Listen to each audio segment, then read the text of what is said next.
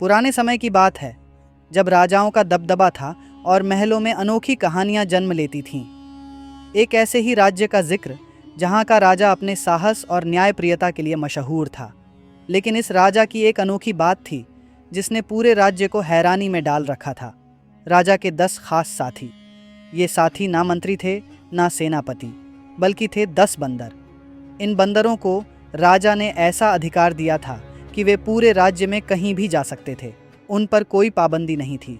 राजा ने ऐलान कर रखा था कि इन बंदरों को चोट पहुंचाना या इन्हें परेशान करना घोर अपराध माना जाएगा। लोग हैरान थे, आखिर राजा इन बंदरों से इतना प्यार क्यों करता था। महल के मंत्री भी इस सवाल से परेशान थे। आखिर ऐसा क्या था इन बंदरों में जो राजा उन्हें अपने जीवन का हिस्सा बना चुका था।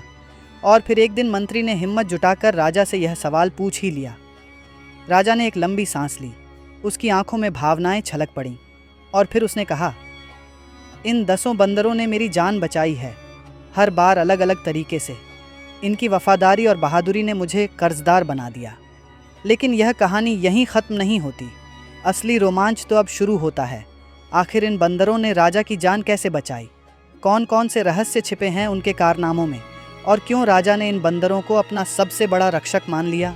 हर बंदर की कहानी अपने आप में एक रहस्य है, एक रोमांचक सफ़र, जिसे जानने के लिए आपको यह पूरी कहानी देखनी होगी। तो चलिए कहानी शुरू करते हैं। राजा वीरेंद्र अपने विशाल महल में अपने मंत्रियों के साथ बैठे थे। सभा का वातावरण शांत था, लेकिन मंत्री देवदत्त के मन में एक सवाल लगातार उठ रहा था। राजा अपने 10 बंदरों से इतना प्रेम क्यों करते हैं। ये बंदर महल में पूरी स्वतंत्रता से घूमते थे, सैनिकों से अधिक सम्मान पाते थे और उनके लिए विशेष भोजन की व्यवस्था होती थी। आखिरकार देवदत्त से नहीं रहा गया। उसने धीरे से पूछा, महाराज क्षमा करें, लेकिन क्या मैं आपसे एक सवाल पूछ सकता हूँ। राजा मुस्कुराए। पूछो देवदत्त। महाराज, इन 10 बंदरों से आपका इतना लगाव क्यों है। आपने इनके लिए विशेष आदेश जारी किए हैं, इनका महत्व क्या है। राजा का चेहरा गंभीर हो गया। उन्होंने गहरी सांस ली और कहा, देवदत्त, यह सवाल केवल तुम्हारा नहीं, पूरे दरबार का है। पर आज मैं तुम्हें इन बंदरों की कहानियाँ सुनाऊंगा। ये कहानियाँ तुम्हें बताएंगी कि क्यों ये बंदर मेरे लिए मेरे सैनिकों और धन से अधिक मूल्यवान हैं। ये मेरे जीवन रक्षक हैं। मंत्री और दरबार के अन्य सदस्य उत्सुक हो गए।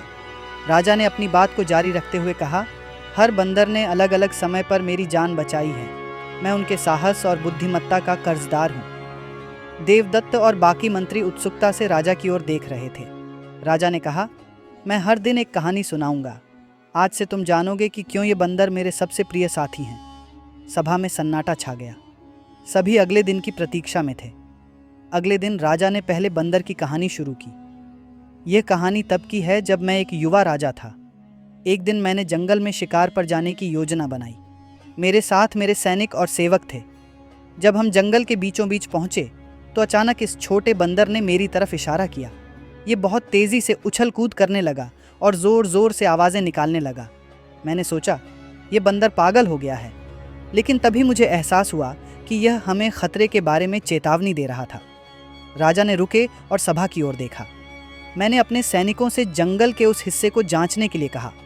वहाँ एक विशाल अजगर छिपा हुआ था जो हम पर हमला करने ही वाला था। यदि यह बंदर हमें समय पर चेतावनी नहीं देता तो शायद मैं और मेरे सैनिक वहीं मारे जाते। इसने मेरी जान बचाई। सभा में मंत्रियों के चेहरे पर आश्चर्य था। देवदत्त ने पूछा, महाराज, आपने इस बंदर को कैसे अपने पास रखा। राजा मुस्कुराए। मैंने इस छोटे नायक को अपने साथ महल लाया और इसे मेरे परिवार का हिस्सा बना लिया। कहानी का अंत ऐसा था कि मंत्री अगले बंदर की कहानी जानने के लिए उत्सुक हो गए। अगले दिन राजा ने दूसरे बंदर की कहानी सुनाई। ये कहानी तब की है जब मैं एक युद्ध से लौट रहा था। दुश्मनों ने मेरे सैनिकों पर हमला कर दिया और हम अलग अलग हो गए। मैं घोड़े पर अकेला जंगल में भटक रहा था। तभी मैंने देखा कि कुछ डाकू मुझे घेरने वाले हैं। मेरे पास कोई हथियार नहीं था। तभी ये दूसरा बंदर जो पेड़ों पर घूम रहा था कूदकर मेरे पास आया। उसने डाकुओं पर पत्थरों और लकड़ियों से हमला करना शुरू कर दिया। डाकू डर गए और भाग खड़े हुए। मैंने उसकी बहादुरी देखी और उसे अपने साथ ले आया। सभा में एक बार फिर सन्नाटा छा गया। सभी मंत्रियों को बंदर की बहादुरी पर आश्चर्य हो रहा था।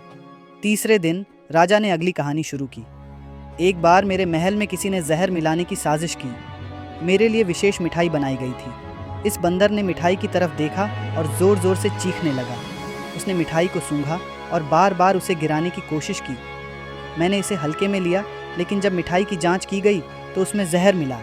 इस बंदर ने मुझे मौत के मुंह में जाने से बचाया। तब से यह मेरे भोजन का पहरेदार बन गया। सभा में सभी स्तब्ध थे। हर कहानी के बाद रहस्य और रोमांच बढ़ता जा रहा था। चौथे दिन राजा ने चौथे बंदर की कहानी सुनाई। यह घटना तब की है जब मैं गंगा नदी के तट पर यात्रा कर रहा था। मेरी नाव सुंदर फूलों और दीपों से सजी थी। मेरे सैनिक पीछे चल रहे थे और मैं अकेला नाव में बैठा था। अचानक यह बंदर, जो नाव में कहीं छिपा हुआ था, ज़ोर ज़ोर से चीखने लगा। मैं उसकी बात नहीं समझा, लेकिन उसकी बेचैनी मुझे विचलित करने लगी। उसने मुझे बार बार नाव के एक कोने में जाने से रोका। राजा ने गंभीर आवाज़ में कहा। तभी मैंने देखा कि नाव के उस हिस्से में पानी धीरे धीरे भरने लगा था। यह बंदर समझ गया था कि नाव के निचले हिस्से में छेद हो गया है। अगर वह समय पर मुझे नहीं चेताता तो पूरी नाव डूब जाती और मैं नदी के प्रवाह में खो जाता। मैंने उसे तुरंत अपनी ओर खींचा और उसकी तीव्र समझदारी पर गर्व महसूस किया। सभा में मंत्रियों के चेहरों पर आश्चर्य था। मंत्री देवदत्त ने पूछा, महाराज, क्या आपने कभी सोचा कि यदि यह बंदर वहाँ नहीं होता तो क्या होता? राजा मुस्कुराए, मैं शायद जीवित ना होता। यही कारण है कि यह बंदर मेरे लिए किसी देवदूत से कम नहीं। कहानी के अंत ने मंत्रियों को और अधिक उत्सुक बना दिया। सभी जानना चाहते थे कि अगला बंदर कौन सी अनोखी घटना का हिस्सा बना। 5वें दिन राजा ने अपनी अगली कहानी शुरू की। यह तब की बात है जब हमारे राज्य में एक दुश्मन राजा ने गुप्तचरों को भेजकर हमारे महल में जासूसी शुरू कर दी थी। एक दिन मैं अपने दरबार में बैठा था और एक नए सेवक को देखा। वह बर्तनों में पानी ला रहा था। यह 5वां बंदर महल में स्वतंत्र रूप से घूम रहा था और उसने उस सेवक पर ध्यान दिया।